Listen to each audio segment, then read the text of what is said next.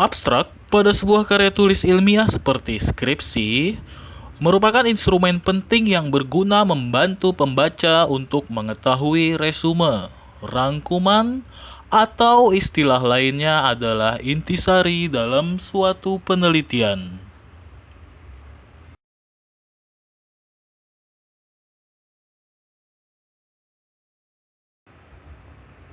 Pada pembukaan sudah disampaikan bahwasanya abstrak itu adalah bagian yang penting. Abstrak merupakan bagian di awal dari karya ilmiah setelah judul, berisi ringkasan atau summary penelitian mulai dari pendahuluan sampai dengan simpulan. Pada umumnya, penulisan abstrak dibatasi dan mengacu kepada regulasi dari tiap-tiap karya ilmiah. Mulai dari 100, 150 kata, 200 atau 250 kata. Abstrak ditulis menggunakan bahasa Indonesia atau bahasa Inggris pun keduanya tergantung kebutuhan dan ketentuan dari karya ilmiah tersebut. Dalam abstrak terdapat beberapa kata kunci yang mewakili keseluruhan penelitian. Adanya jumlah kata kunci dibatasi yakni 3 sampai 5 kata kunci. Abstrak mengandung IM, R, D atau IMRAT.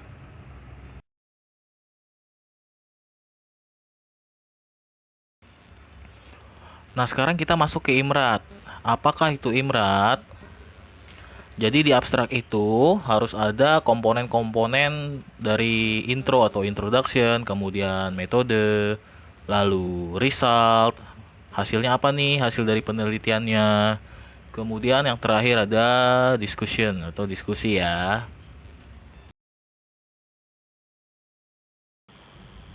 Sekarang kita masuk ke intro pada abstrak ya, atau introduction. Di dalam introduction ini terdapat biasanya hanya satu atau dua kalimat saja, jadi tidaklah terlalu banyak-banyak ya di dalamnya.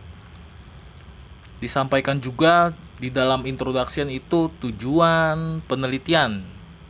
Kita melakukan penelitian ini untuk apa? Kenapa sih melakukan penelitian ini? Seperti itu. Jadi tujuan penelitiannya disampaikan dan juga disebutkan secara tersurat ya. Dengan kata-kata umumnya seperti ini. Tujuan dari penelitian ini, atau bisa juga dalam bahasa Inggris seperti the purpose of the study atau the end of the study. Pada intinya di dalam latar belakang penelitian yang masuk introduction, intro, itu harus jelas ya digambarkan seperti apa tujuannya, dan juga tidak boleh lebih atau tidak boleh terlalu banyak lah dari satu atau dua kalimat saja.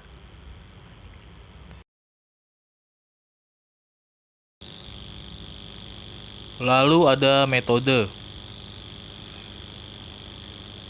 Poin yang kedua ini terkait dengan metode penelitian yang digunakan ya. Bisa kuantitatif kah atau kualitatif kah? Nah, sampai di mana di sana menyebutkan juga di abstrak menyebutkan teknik pengumpulan datanya seperti apa. Kemudian bagaimana menganalisis data tersebut. Seperti itu digambarkan secara singkat dan jelas. Kemudian result. Itu hasil akhir penelitian. Jadi di dalamnya berisikan hasil penting atau hasil inti dari penelitian yang dituliskan di dalam abstrak sini ya.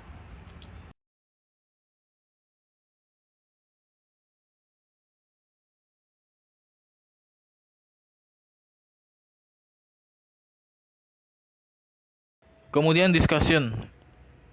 Itu diskusi penelitian ya.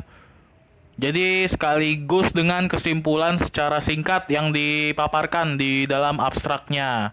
Jadi bukan hanya soal diskusi yang kenapa sih begini-begini hasilnya, kenapa sih gitu-gitu, bukan. Jadi lebih kepada garis besar kesimpulan yang disampaikan singkat.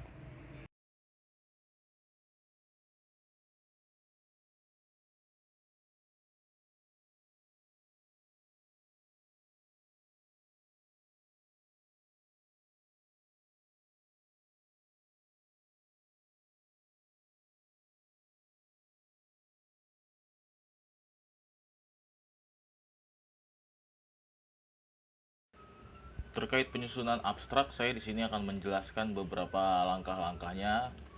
Yang pertama itu kita menjelaskan terlebih dahulu latar belakang masalah penelitian. Jadi penelitian itu kan dipilih karena memiliki sifat urgensi dan tujuan tertentu. Oleh karena itu sangat perlu menjelaskannya secara singkat tuh apa saja yang melatar belakangi masalah tersebut. Juga mengapa penelitian tersebut dilakukan. Selanjutnya yang kedua, kita haruslah menjelaskan metode penelitian yang digunakan ya. Metode penelitian kan suatu alat untuk menyelesaikan permasalahan pada sebuah penelitian. Oleh karena itu, metode adalah instrumen penting yang harus dijelaskan pada komponen abstrak.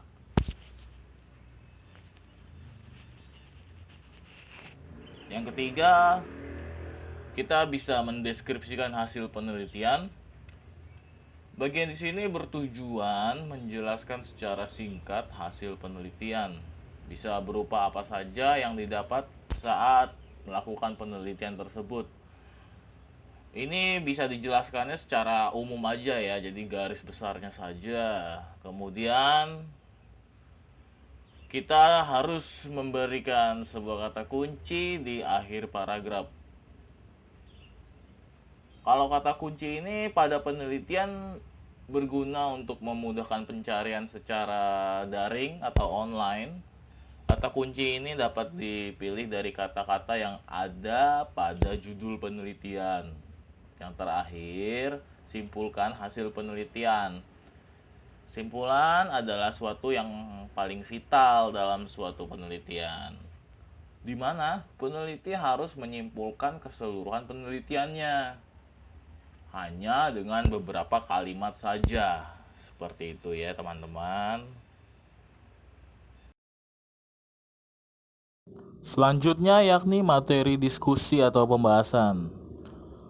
Penjelasan dari diskusi atau pembahasan ini bertujuan untuk menafsirkan serta menggambarkan pentingnya temuan Anda. Jadi temuan itu harus dideskripsikan karena hal tersebut sangatlah penting ya untuk menjelaskan pemahaman atau wawasan baru yang muncul sebagai hasil dari studi tentang masalah tersebut. Diskusi ini akan selalu terhubung dengan pendahuluan melalui pertanyaan penelitian atau biasanya itu seperti rumusan masalah. Juga hipotesis ya yang Anda ajukan dan literatur yang diulas.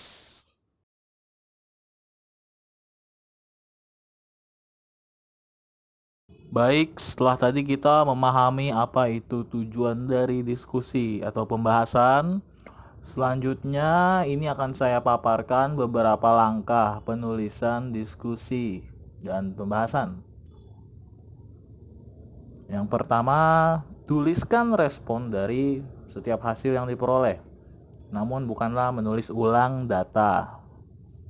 Yang kedua, gunakan referensi milik Anda, rekan Anda ataupun pihak lain. Yang ketiga, yang dituliskan itu merupakan fakta dari hasil, namun jangan hiperbolis belaka. Poin selanjutnya, spekulasi tentang kemungkinan dari interpretasi diperbolehkan, namun harus ada sumber yang mendasari dan bukan dari khayalan si penulis.